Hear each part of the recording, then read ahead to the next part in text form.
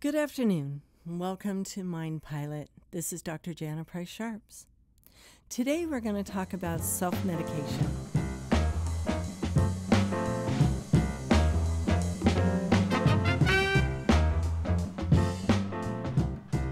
And that may seem like kind of an odd topic, but it's something that a lot of people do, and they do it with a lot of different strategies.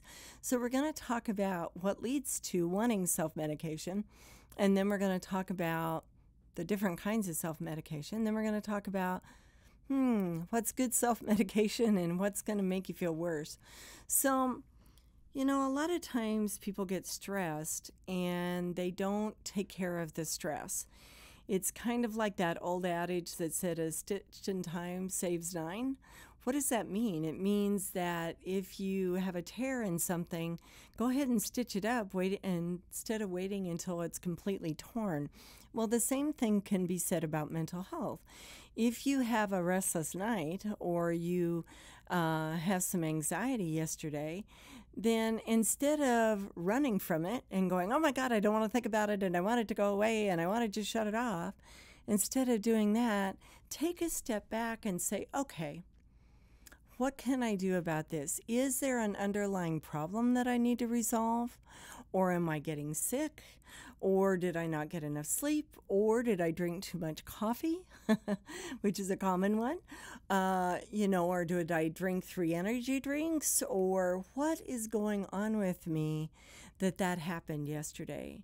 And instead of waiting 3 years, so you're now having panic attacks and not going to work and not going to a grocery store because you had a panic attack there last week, and now you don't want to drive, instead of waiting, as soon as something happens with your mind and you're feeling uncomfortable, your mind's talking to you.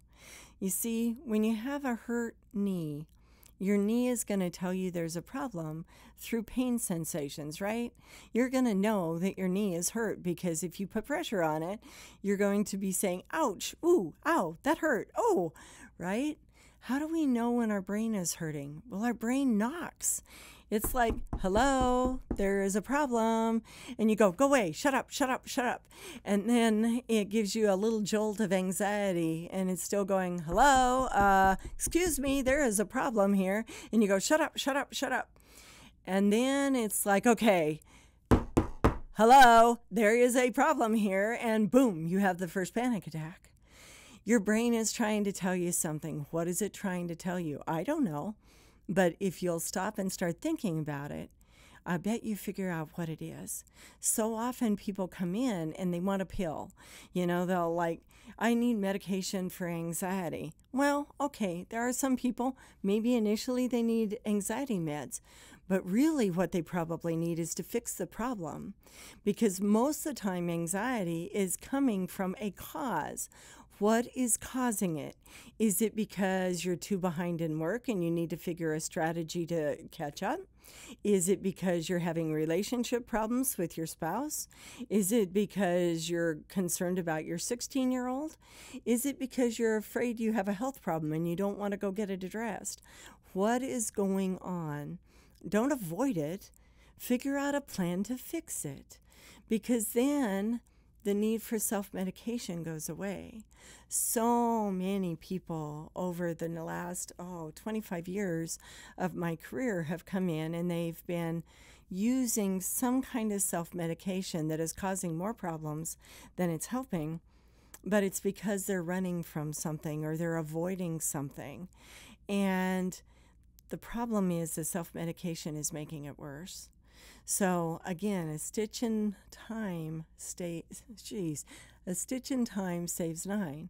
Make sure you remember that one, because take immediate action, you're going to have a lot less problems. But let's say you didn't take immediate action and you're sitting on your couch and you're thinking about everything that's weighing you down. You're thinking about your relationships, you're thinking about work, you're thinking about old calls, you're thinking about kids, you're thinking about finances, and it gets too overwhelming because now your brain has gone down, 5, 10, 15 different very dark rabbit holes that are hard to get out of.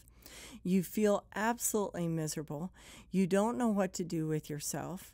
And now your spouse or significant other or kid comes in and wants to talk, and you don't want to talk because now you're really adrenalized, right? And so you think, okay, I just need something to shut my brain off. And so you reach for something. You reach for the pain pills, or you reach for alcohol, or you reach for marijuana, or you reach for something that's going to take the pain away. The problem is most things that are taking the pain away are numbing your brain, which means that when you sleep, you don't get normal sleep. You don't get REM sleep, and then you wake up feeling really tired the next morning. You didn't get the kind of sleep that you need for your brain to repair itself. Now you feel more agitated, more irritable, and it's more difficult to deal with the problems that you already have. There's lots of different ways of self-medicating. I named 3. Substances are a big way that a lot of people try and self-medicate. Some people self-medicate with gambling. Some people self-medicate with buying things. Some people self-medicate with pornography. That's a real common one. And the problem with pornography, and I know a lot of people enjoy pornography and use pornography, but I've seen the dark side of it where people no longer find their spouse sexually attractive because they're expecting their spouse to look like that person on the computer that has been, they've been airbrushed, right? They don't really look like that. They don't really smile like that. They really don't have body parts that look like that. They have been airbrushed and morphed and changed by a computer. And so now you start expecting your spouse to act like that.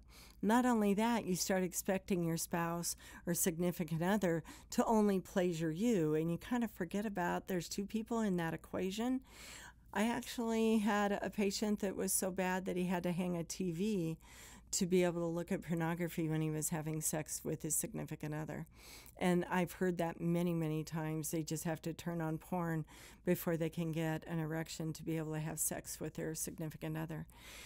So think about the self-medication, and is there a dark side to it? Is it causing you more problems? Is it causing you more anxiety? Is it causing you more depression? Is it causing you additional financial issues? What is going on with it? How are you going to walk through this? Take action. Don't wait. Don't go, I'll deal with this someday. I'll deal with it tomorrow. No, deal with it today. Unless it's midnight, then go to sleep. But take that step back and think about what is one thing, just one thing that I can do today that is going to make my life a little bit better. And then make a commitment to do that. Every day, wake up and go, okay, what is one thing I'm going to do today that's going to get me closer to having a good life? Don't reach for the self-medication because it never works, okay? Reach for the solution. Reach for what am I going to do to ultimately solve this problem? There's very few problems in life that can't be resolved. Every once in a while you'll get one, but unless you have one of those, take that step back and figure out how to resolve your problems. Stay away from the self-medication. I have found that a lot of people think that they may need drug and alcohol treatment, when the reality is what they need to do is they need to get the pressure off of their lives. And so please don't take that the wrong way. There are people that are addicted to drugs and addicted to alcohol. I worked drug and alcohol treatment for many, many years, so I'm very aware of it. But there's other people that they're not addicted. They're using it as self-medication. And so that means you need to figure out the solution to the real problem.